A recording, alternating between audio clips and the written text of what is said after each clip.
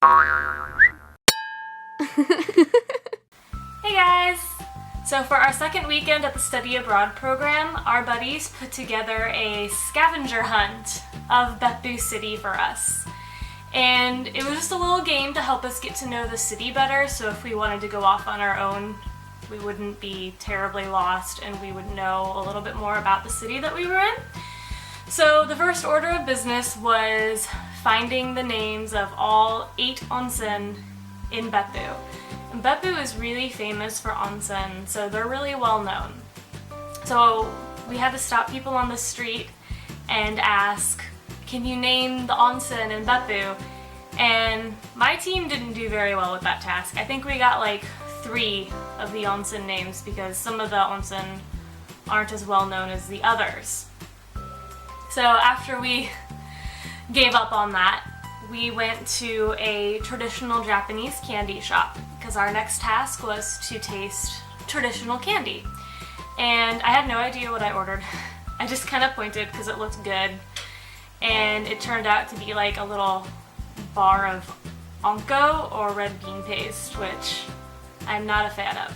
So I didn't really like that very much. But everybody else liked theirs. So after we had the candy, we went to Beppu Tower, and for 500 yen you can take an elevator to the top and you can get a 360-degree view of the city. And it was absolutely beautiful. And they had this funny little mascot, and they had cardboard cutouts of him all over the tower, so we took pictures with him and had fun with that. And part of the scavenger hunt was going through and kind of walking through the older part of Beppu and finding like shrines and temples, and that was a lot of fun. Despite the heat, we took a lot of pictures, and we had a really fun time just looking at the shrines, and everything was so unique to me and really cool to see because I've never seen stuff like that before in real life, just on TV and movies. So to be able to actually see it in person was so cool, and it was a whole new experience that I really, really enjoyed. And after that we took a little break. It was really, really hot that day. It was like 90 degrees. So we went into the Yume Town Mall to get a little air conditioning, and I got my very first Starbucks there. It was like a passion fruit smoothie kind of thing. It was absolutely delicious. And then we went and found Shining Uncle at Beppu Station. And I can't really remember the whole story behind Shining Uncle, but I know he did a lot for children in the community, so they built a statue to commemorate him, and we took pictures with him too, which was really fun. After Shining Uncle, the scavenger hunt was pretty much over. It was just a short little game. It took about half the day. And we went to a foot onsen because we had been walking all over Beppu, and we went to rest our feet for a little while. And the onsen was super hot, but it was really fun just to experience even a miniature onsen. I never got to go to any of the normal onsens in Beppu. We had plans to go a lot, but every time it either rained or we had a test, so that kind of sucked.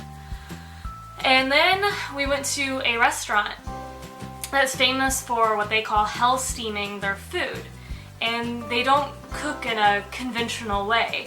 They use the steam from the onsen to cook their food, which was really cool, and we got to help cook the food and learn how to do it.